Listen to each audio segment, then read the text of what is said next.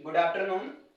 So this is the maths session. यहाँ पर देखिए मैथमेटिक्स में पढ़ाने जा रहा हूँ और मैथमेटिक्स पढ़ने के पहले स्पेलिंग कवर करना जरूरी है। It is our compulsion duty that we should cover the what is the spelling of mathematics.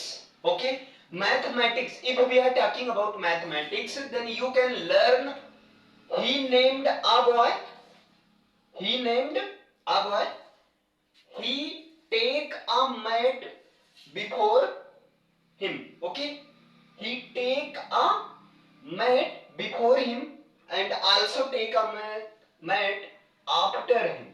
Clear? He named a boy, he take mat before and after and give the examination of ICS. Then ही नाम का लड़का था, उसने अपने आगे एक mat लिया, means चटाई, पीछे भी मैट लिया और आईसीएस का एग्जाम दिया। ये हो गया spelling of mathematics. Clear? Mathematics को maths MATHS, maths MATHE, math दोनों बोलते हैं, both are correct. Difference in British English and American English, British American का पंगा है। क्लियर? ये अमेरिकन के अनुसार है मैथ्स, अमेरिकन इंग्लिश में मैथ्स बोलेंगे। क्लियर? और मैथ जो है ये ब्रिटिश इंग्लिश में इसको मैथ बोला जाता है। क्लियर है?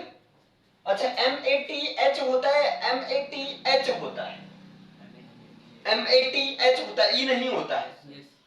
मैथ और मैथ्स, तो ये चीजें ध्यान दो, नहीं तो ऐसे यस यस यस कुछ भी लिख दिया जाए, हाँ सही है। थोड़ा जैसे इसको ऐसे समझो, colour COLOR and second meaning of colour COLOUR, colour. This is both are correct, दोनों सही है। This is correct according to American English and this is correct according to British English, दोनों सही है। क्लियर? ओके, ये हो गया mathematics, जिसको मैथ्स या मैथ भी कह देंगे। क्लियर? और इन सब का मतलब होगा गणित। मैथमेटिक्स मींस गणित। मैथमेटिक्स क्या करता है? In short mathematics mental ability को इनहांस करता है। Enhance our mental ability, mental capacity. एक शॉर्ट में ऐसे याद रखो, enhance our mental capacity and more. Clear? क्योंकि आज फटाफट इंट्रोडक्शन के साथ में क्लास शुरू कर देनी है। ओके, ये क्या करता है? मेंटल कैपेसिटी को, मेंटल एबिलिटी को इनहांस करता है। Means give the power thinking, okay, considering something at instance, okay, ये क्या करता है? किसी चीज को तुरंत सोचने की कैपेसिटी को बताता है। जैसे किसी ने कुछ पूछा डिसीजन करने के लिए, बताओ भैया क्या है, तो कुछ लोग होते हैं इंस्टेंट डिसीजन देते हैं, बिल्कुल परफेक्ट होता है। और कुछ लोग जो डिसाइड करते हैं, इंस्टेंट तो डिसाइड करते हैं लेकिन बिल्कुल इम्परफेक्ट होता है, परफेक्ट नहीं होता है। मैथ्स में, मैथ्स कैसे क्या करता है? ये मेंटल कैपेसिटी को इनहांस करने का मतलब सोचने, विचारने, समझने, जितने भी क्षमताएं हैं सबको इनहांस कर देता है। कैसे? जैसे मैथ्स में क्वेश्चन आता है प्रूव दैट, है ना, like prove that a plus b whole square is equal to a square plus b square plus 2ab। अब प्रूव करो, है ना, प्रूव मींस सिद्ध करो, तो वहां पर दिमाग लगाना है। कोई कैलकुलेटर है नहीं है जो बता देगा, है ना। चलो टीचर ने बता दिया, चलो एक क्वेश्चन बता दिया, दो क्वेश्चन बता दिया, अल्टीमेटली एग्जाम में दिमाग किसको लगाना है? आपको ही लगाना है। एग्जाम के पहले सारे सब्जेक्ट को रट लोगे, पास हो जाओगे। मैथ्स को रट कर दिखाओ। Because of this students generally focus maths from starting. शायद यही वजह है कि स्टूडेंट्स जो है मैथमेटिक्स को शुरुआत से इंपॉर्टेंस देते हैं, rather than chemistry, physics, English, Hindi, whatever. And many more subject, है ना, शुरुआत में, क्योंकि इस मैथ्स को रटा नहीं जा सकता है। But if we study mathematics with conceptual wise, starting में पेशेंस रखना पड़ता है कॉन्सेप्ट वाइज पढ़ने के लिए, तो जिंदगी भर कभी नहीं भूलता है। कैसे? a plus B whole square is equal to what? A square plus 2ab plus B square. ये पढ़े हो सब लोग फ्रॉम क्लास 6? क्लास 6 से ही रहता है। लेकिन अगर इसी के बेस पर कुछ ऐसा बता दिया जाए जिसमें यही कॉन्सेप्ट यूज होता हो और तुम्हारे लिए मुट्ठियों का गेम हो जाए, जैसे मैं कह दूं, बताइए, अगर मैं, है ना, ध्यान से सुनिए, 76 को 76 से गुणा करेंगे तो आंसर कितना आएगा बिना गुणा किए हुए? बताओ। 76 को 76 से 76 को 76 से मल्टीप्लाई करेंगे तब आंसर क्या आएगा? मैं कह रहा हूं बिना गुणा किए हुए बताना है। हम इसी के हेल्प से बता सकते हैं बिना गुणा किए हुए। शायद आप लोगों को पता भी हो, ये मैथ्स का यूज है। ऐसे बहुत यूज मिल जाएंगे आपको। जैसे इसका क्या हो जाएगा, 6, इसी के हेल्प से बताया जा रहा है ना। ये देखो, इसको मान लो a, 7 को a मान लो और यहां b है ना, और b को क्या मान लो, 6 को b मान लो, हो गया, ए बी हो गया ना। अब देखो यहाँ a का स्क्वायर है, नहीं हम पीछे से चलेंगे ना, यहाँ लास्ट में क्या b का स्क्वायर है, तो लास्ट का स्क्वायर करेंगे। इसको हम ऐसे भी तो लिख सकते हैं 76 का स्क्वायर ओवरऑल, है ना। जब लास्ट का 6 का स्क्वायर क्या होगा, 36, ओके। एंड 7 6 जा 42, आपस मल्टीप्लाई करना है, then multiply together, multiply by 2 times, multiply by 2, तब 2 से मल्टी, तो 7 6 जा 42, 42 2 जा 84 and carry 3, 84 and 3 87, clear. And now come a square means unfirst number, 7 7 जा 49 and carry 8, 49 and 8 what, 56 और 57, 57, क्लियर। 5 7 7 6 ये आ गया आपका। अब देखिए, जब आप ऐसे करोगे तो क्या हो रहा है, दिमाग का दही हो रहा है, समझ रहे हो ना। जब दिमाग का दही करोगे तभी तो दिमाग खुलेगा। और सेकंड रीजन बताओ मैथ्स का, मैथ्स जो है बैठने की कैपेसिटी बना देता है। मैथ्स को आप 10-10 घंटे विदाउट एनी ऑब्स्ट्रक्शन, बिना किसी बाधा के आप पढ़ सकते हो मैथ्स को। और किसी सब्जेक्ट को पढ़ के दिखाओ, पागल हो जाओगे।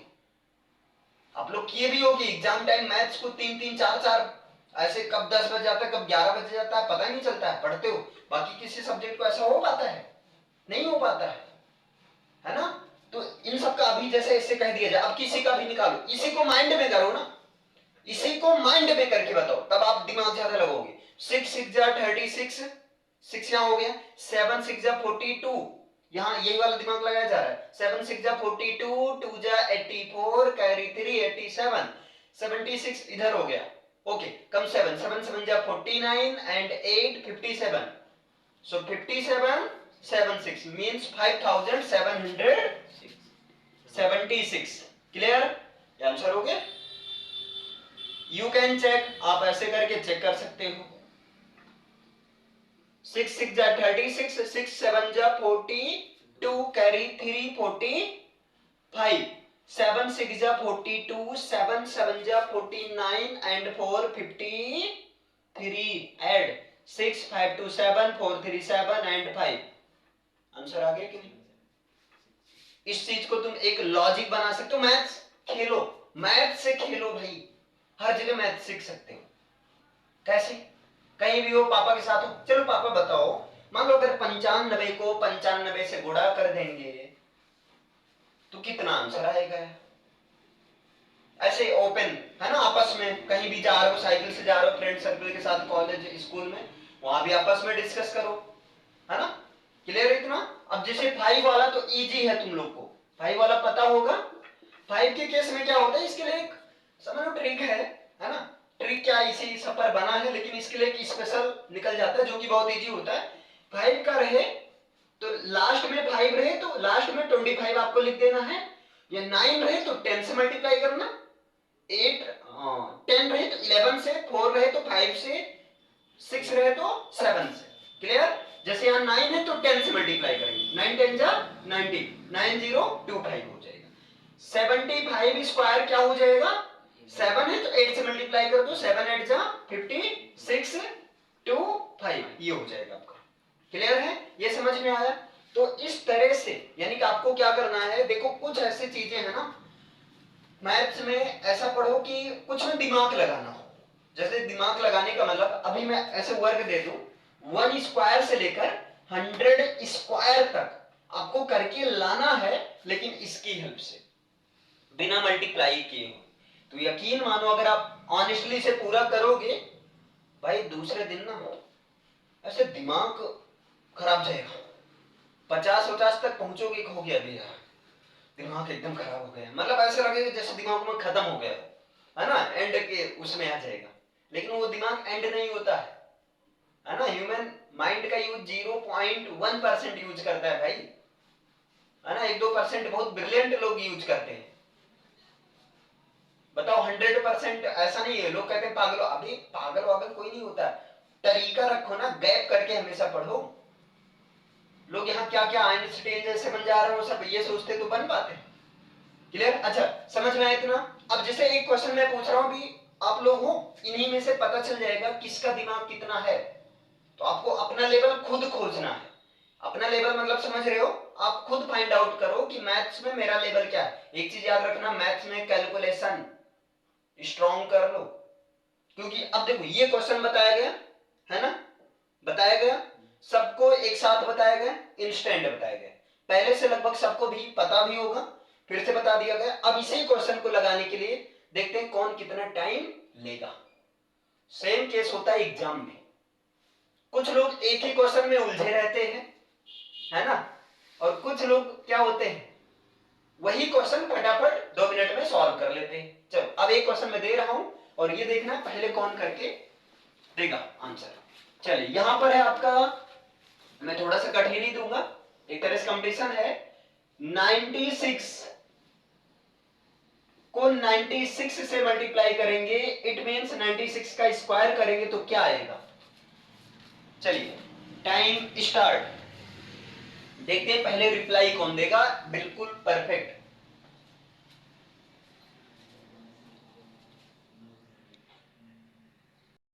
यहां पर देखिएगा, जैसे मैथमेटिक्स आप पढ़ रहे हैं तो ऐसे समझो, मैथमेटिक्स में अभी मैंने क्वेश्चन दिया था, वैसे उसको मैंने इरेज कर दिया, लेकिन अभी मैंने क्वेश्चन दिया था और वो क्वेश्चन था कि 96 का स्क्वायर करना है और सबका आंसर आया 9216। याद भी हो गया होगा, 96 का स्क्वायर होगा 9216। इनमें से अब देखिए 2-3 बच्चों का जल्दी आ गया और बाकी बच्चों का समय लगा, लेकिन आया तो है ही, है ना। अब यहां पर इस तरह से जो आप कह रहे हो, या ऐसे मैं कह दूं यार देखो ऐसे समझो, है ना, आपके पापा पहले दिन आपको 1 रुपया दे रहे हैं, first day 1 rupees, second day 2 rupees, third day 3 rupees, है ना, 4 डे 4 रुपीज, ऐसे करते करते वो दे रहे हैं 15 डेज में 15 रुपीज।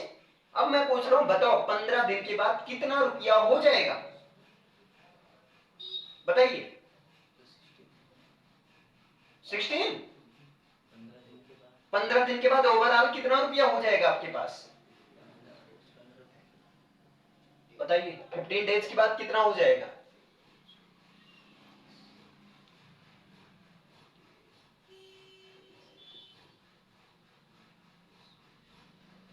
बोलिए। 120 रुपीज। ये क्या बात हुई, है ना, ये क्या बात हुई। तो एक तरह सबको जोड़ा जा रहा है ना, एक तरह से क्या किया जा रहा है, सबको ऐड किया जा रहा है। अगर आप ऐड करने बैठो तब तो लंका लगते तुम्हारे। हाँ अब ऐड करो, प्रॉब्लम हो जाएगी ना। अब यहां पर क्या किया गया, ऐसे क्वेश्चन के लिए क्या करना, जब सीरीज चले तो पहले नंबर के साथ फर्स्ट के साथ में लास्ट को ऐड कर देना है। क्लियर है? फिर देखना है टोटल कितना नंबर है, फिर दोनों में से एक को आधा करना है, जिनको कंफर्ट हो, चाहे फर्स्ट और लास्ट को आधा कर दो या टोटल को आधा कर दो, किसी एक को आधा करना है। तो अभी क्या किया गया, 15 1 16, अब हम 16 को आधा करना इजी है, 8 हो गया और टोटल 15 है। भाई 15 यहां कितना हुआ 16 और टोटल कितना 15 है, हम किसको हाफ करेंगे, 16 को हाफ करेंगे, तो 16 को हाफ करेंगे तो क्या आएगा 8 इंटू 15 यानी कि 15 8 जा 120 आया।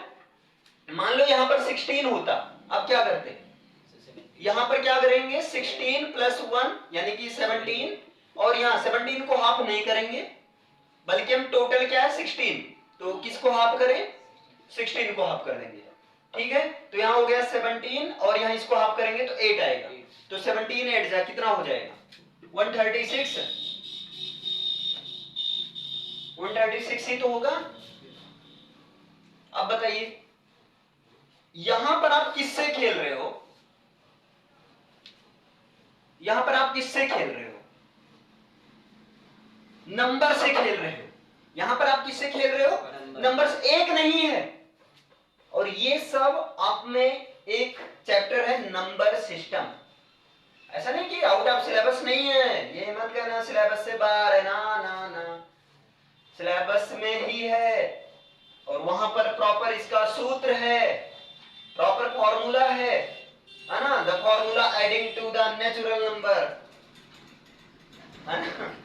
तो ये नेचुरल ही नंबर तो है, 1 से शुरू है, काउंटिंग ही तो है, लेकिन यहां पर क्या किया गया, ऐसे आप किसी से ऐसे कह दोगे और दूसरा जोड़ने बैठा कि 2 1 3 3 6 4 10 10 5 15 15 6 21 7 28, ऐसे वहां से भी आएगा, लेकिन चलो ठीक है अब करो, तो अब करो, है ना, तब तो पंगा हो जाएगा। क्लियर है, नहीं आ पाएगा। यहां पर आप किससे खेल रहे हो, नंबर से, तो मैथ्स की वो ब्रांच जिसमें हम नंबर से खेलते, मैथ्स की वो ब्रांच जिसमें हम नंबर से खेलते हैं, जहां पर नंबर से ऐसे कमाल धमाल करते हैं, उसे कहते हैं अर्थमेटिक। उसका नाम क्या होता है, स्पेलिंग सही है, अर्थमेटिक्स होता है, वो आपका अर्थमेटिक्स पोर्शन होता है। ठीक है, लेकिन ऐसे समझो, देखो भाई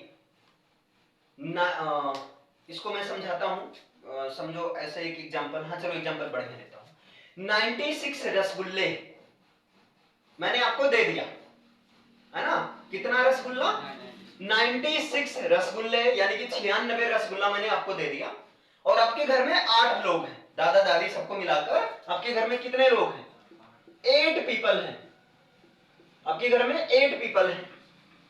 क्लियर है, 96 रसगुल्ला मैंने आपको दिया, आपके घर में 8 पीपल हैं, हम कह रहे हैं इस 96 रसगुल्ले को इन 8 लोगों में बांट दो। हमने क्या कहा, 96 रसगुल्ले को इन 8 लोगों में बांट दो, समझे? तो बताओ कितना कितना सबको मिलेगा, 12 मिलेगा।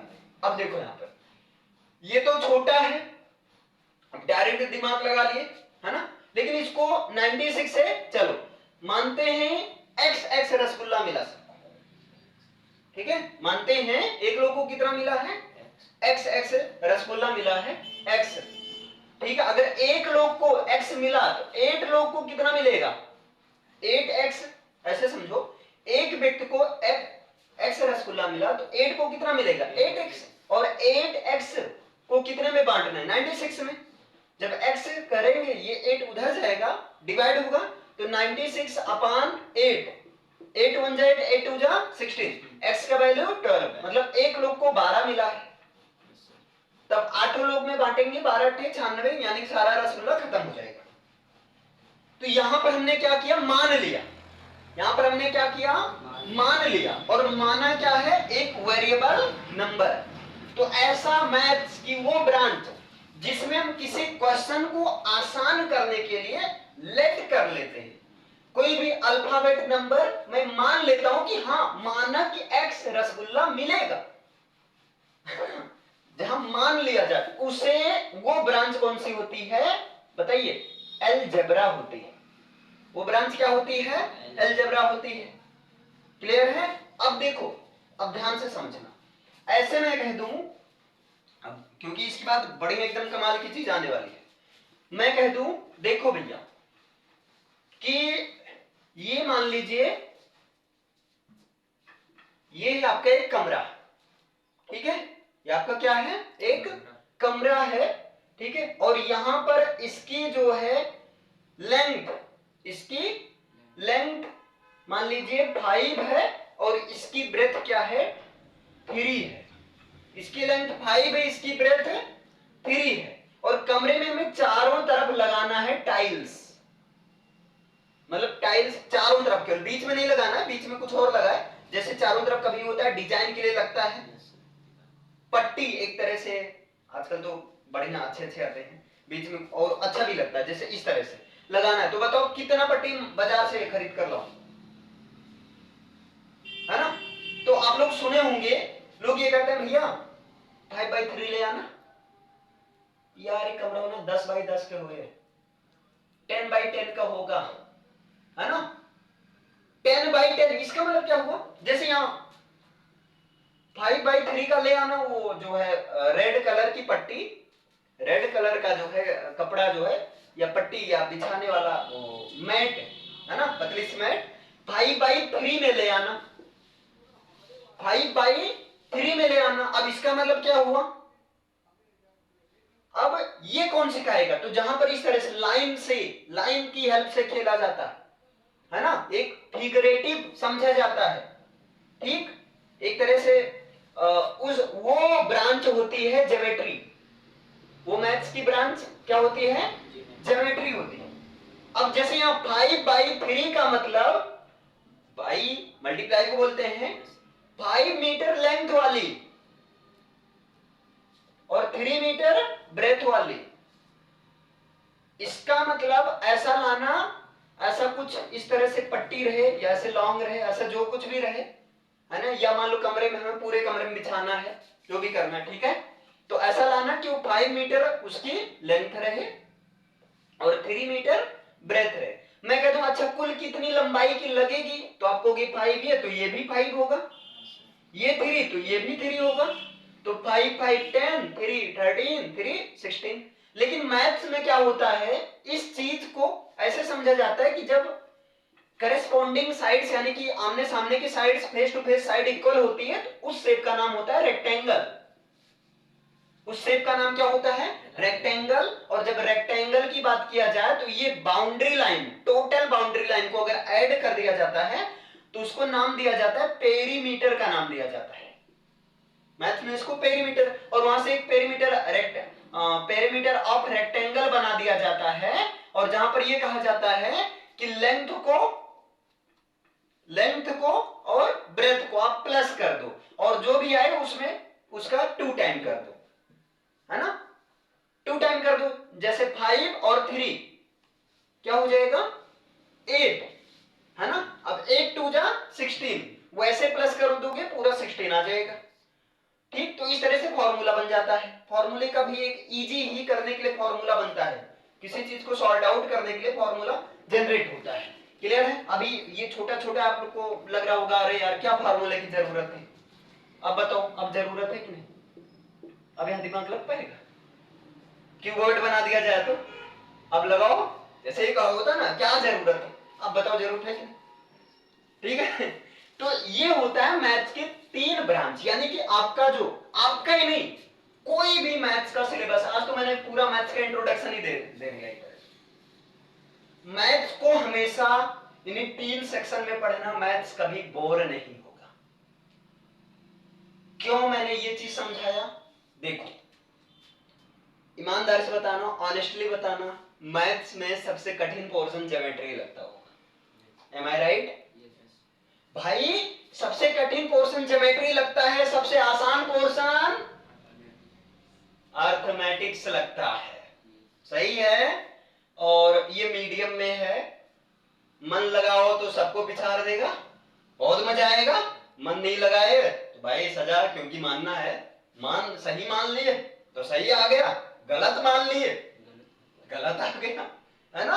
तो ऐसे समझो, अगर आप इसको 15 मिनट पढ़ रहे हो, ठीक है, इसको आप 30 मिनट तो पढ़ ही सकते हो, इसको चलो 20 मिनट पढ़ सकते हो, 30 20 50 और 15, 1 घंटे 5 मिनट पढ़ लोगे बहुत मजे मजे के साथ।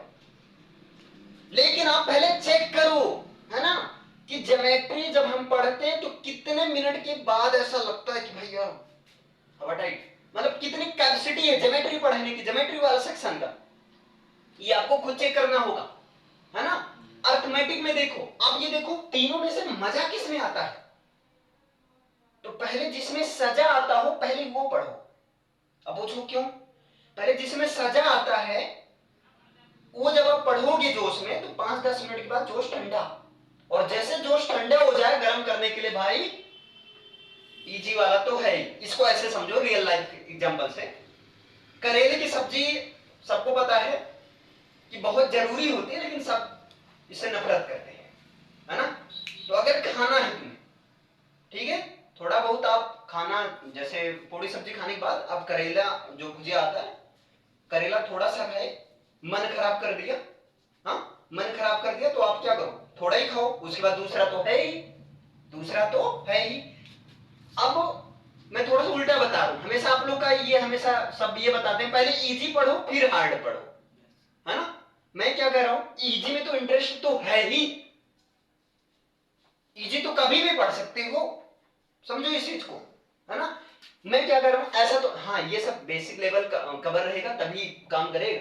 पहले आप थोड़ा सा हार्ड पढ़ो, क्योंकि हार्ड में आपको पता है 10 मिनट के बाद हालत खराब जाएगी, जैसे हालत खराब जाए जबरदस्ती नहीं पढ़ना, उसे तुरंत स्किप करो, अब आ जाओ इजी, अब आ जाओ इजी। इससे क्या होगा, जाने अनजाने आप जबरदस्ती 10 मिनट 15 मिनट पढ़ लेते, ऐसा समझो। एसएसटी कठिन लगता है तो पढ़ने के पहले सबसे पहले एसएसटी पढ़ो, भाई मानते 10 ही मिनट पढ़े, उसके बाद बाकी सब पढ़े, अभी जबरदस्ती 10 मिनट तो पढ़ लिए, नहीं तो इजी आप पढ़ लिए, और इजी में भाई इजी पीजी हो गया, मतलब 1 घंटे से 2 घंटे पढ़ लिए। अब 2 घंटे जब पढ़ते हो ना, तो उसके बाद ऐसा लगता है बहुत पढ़ लिए, भाई हार्ड तो हार्ड ही रहेगा। अच्छा 2 घंटे इजी पढ़ने के बाद में हार्ड वाला पढ़ने का मन करेगा, ईमानदारी से बताना, मन पसंद खाना खाने के बाद में क्या करेले की सब्जी खाने का मन करेगा? कहोगे अबे हटाओ, अभी मूड खराब कर देगा पूरा। पहले थोड़ा सा मूड खराब कर ले, उसके बाद मूड अच्छा कर ले, समझे इतना। तो 3 सेक्शन में डिवाइड है, आपको इसी बेस पर काम करना है। अब यहां पर आपको देखना है अर्थमेटिक्स को किस तरह से डिवाइड किया गया। तो अर्थमेटिक्स को यहां डिवाइड किया गया है, अर्थमेटिक्स में लिया गया नंबर सिस्टम, है ना।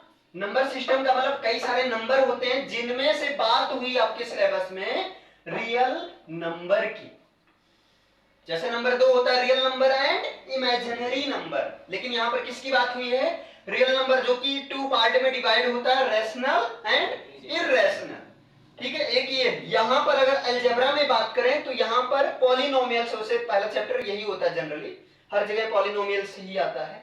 पॉलिनोमियल्स, चूंकि पॉलिनोमियल्स में ही आपको कांस्टेंट नंबर, वेरिएबल नंबर, ये यानी कि बेसिक पता चलता है, क्लियर है। यहां पर बात करें ज्योमेट्री में, तो ज्योमेट्री में सबसे पहले शेप के थ्रू स्टार्ट होता है। शेप का मतलब यहां पर आप 2D शेप में पढ़ोगे और 3D शेप में, है ना। 2D शेप जहां 2 डायमेंशन हो, जैसे आपका हो गया सर्कल, ठीक है, आपका हो गया रेक्टेंगल, आपका हो गया क्वाड्रिलेटरल, ट्राइंगल, है ना, ये 2D। 3D शेप में जैसे स्फेयर हो गया, आपका क्यूब हो गया, क्यूबॉइड हो गया, शुरुआत यही तो रहता है। क्यों? क्योंकि ये थोड़ा इजी होती है, बचपन से हम देखें, बचपन से हम सर्कल का शेप देखें, है ना, बचपन से हम बॉल देखते आए हैं, तो वहां थोड़ा सा क्या होता है, एक तरह से लॉलीपॉप खिलाया जाता है, बाद में तो करेगा कि समझ रहे हो ना। तो आपको इस सेक्शन में डिवाइड करना है। देखो अब आपने पहले दिन मानते हैं चलो कुछ नहीं पढ़ाया गया, है ना, लेकिन एक तरह से देखोगे ना बहुत कुछ पढ़ाया गया, क्योंकि अगर ऐसा तो है नहीं कि भैया आप कोचिंग ज्वाइन कर लिए हो तो सेल्फ स्टडी अब करने की आवश्यकता तो है नहीं, है बहुत है। याद रखो, जो कोचिंग ज्वाइन करता है वो और पढ़ता है, 1 घंटा कोचिंग में पढ़ा, 2 घंटा घर पर पढ़ा,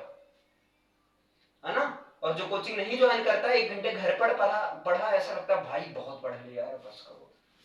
कभी स्कूल जब बंद रहता है, स्कूल में आप पूरा स्कूल टाइम रहते हो, 5-6 घंटे स्कूल में बैठते हो, कुल मिलाकर पढ़ाई में इन्वॉल्व रहते हो।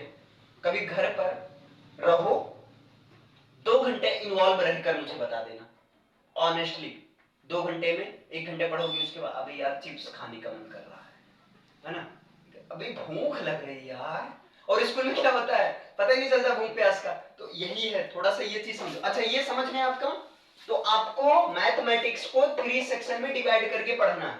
सेल्फ स्टडी जरूरी है, लेकिन इन सब के एक्सरसाइज में जाने के पहले ध्यान से समझो, इन सब के एक्सरसाइज में जाने के पहले इन सब का बेसिक्स आपके पास एक डायरी में नोट्स होना चाहिए,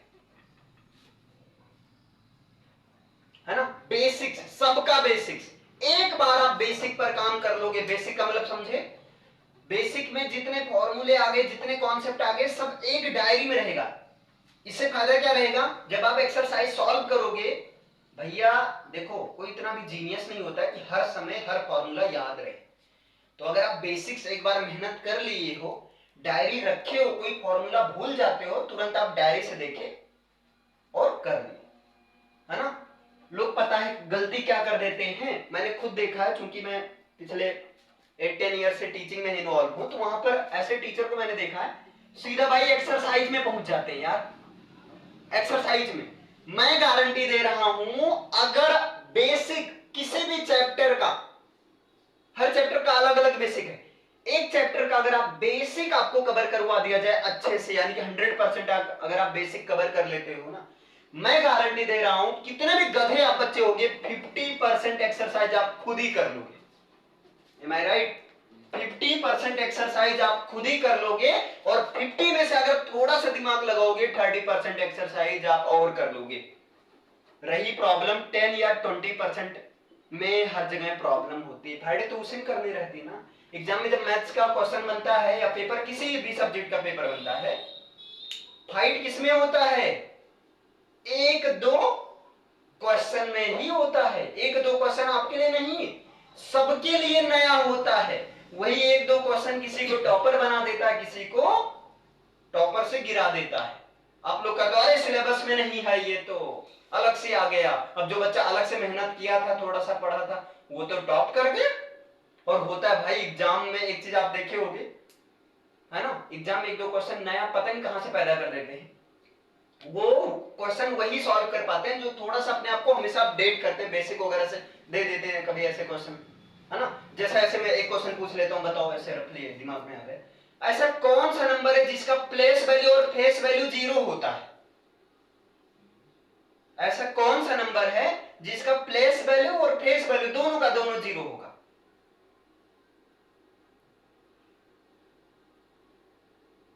अब मैथ्स में एक फॉर्मूला याद कर लो, मंत्र समझ लो, मैथ्स के क्वेश्चन में ही क्वेश्चन का आंसर छिपा होता है। इसलिए कभी भी कोई क्वेश्चन रहे 2-3 बार क्वेश्चंस को पढ़ लिया करो, है ना। अगर थोड़ा और समझना है, एक मूवी है नील बटे सन्नाटा, ध्यान दो, मैथ्स के ऊपर बनी है, टाइम मिले तो देख लेना। नील बटे सन्नाटा मूवी एक बार देख लोगे ना तो समझ में आ जाएगा भाई कि मैथ्स कैसे पढ़ा है जाए। वहां पूरा बताया गया है ना, कि मैथ्स को डेली लाइफ में ऐसे ही बसा लो, है ना, दिन प्रतिदिन की एक्टिविटी में कर लो। हाँ तो अभी बताओ आप लोग, ऐसा, अब तो मैंने हिंट ही दे दिया यार, अभी नहीं बता पाओगे। ऐसा कौन सा नंबर है जिसका प्लेस वैल्यू और फेस वैल्यू दोनों 0 होता है। 0, देखो मैंने क्या कहा, 0 भाई, 0 ही है। 0 का प्लेस वैल्यू भी 0 आएगा, 0 का फेस वैल्यू भी 0 आएगा। आप समझ में आया।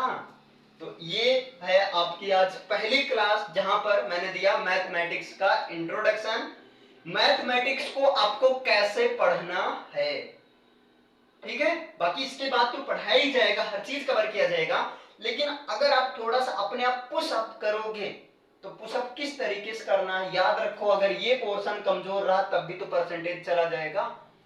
यकीन मानो ये पोर्शन सबके लिए लगभग कठिन ही हो जाता है, क्योंकि एक्चुअल में दिमाग तो इसी में लगाना रहता है। जब आ जाता है ना प्रूव डेट, जब कोई थ्योरम आ जाता है, थ्योरम को प्रूव करना होता है, तब तो भाई सच बताऊं दिमाग खराब जाता है। शायद आप लोग के भी साथ होता होगा, है ना। कोई टीचर, बहुत कम ही टीचर होंगे जो ये कहेंगे कि थ्योरम को प्रूव करवाने में मजा आता है।